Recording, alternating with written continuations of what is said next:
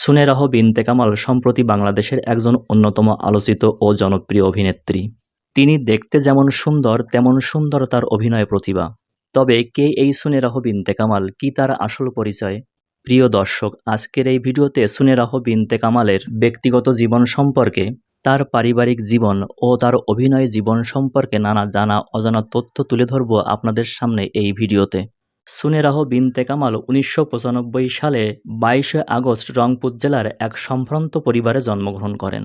২৬ সাল অনুযায়ী তার বয়স চলছে ৩০ বছর এবং তার বাবা একজন পুলিশ কর্মকর্তা এবং তার মা একজন গৃহিণী। সুনেরাহ বিনতে কামাল ঢাকার স্কুলা স্কুল থেকে ও লেভেল এবং এ লেভেল সম্পন্ন করেন।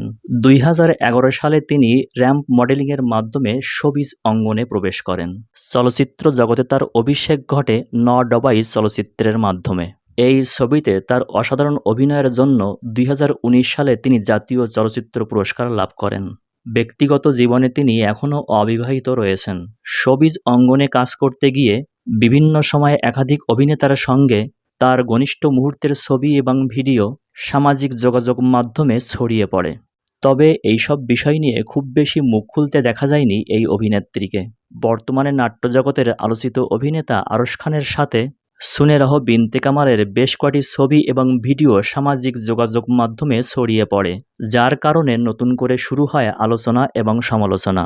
যার কারণে অনেক দর্শকই মনে করছেন গোপনে বিয়ে করতে চলেছেন হয়তো এই জুটি, অথবা তারা দুজনেই কোনো প্রকার প্রেমের সম্পর্কে জড়িয়েছেন বলে জানা যায়। এসব গুঞ্জনের মাঝে নিজেই মুখ খুললেন এই অভিনেত্রী।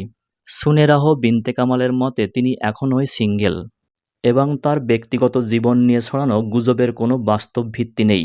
প্রিয় দর্শক, আজ এ পর্যন্তই।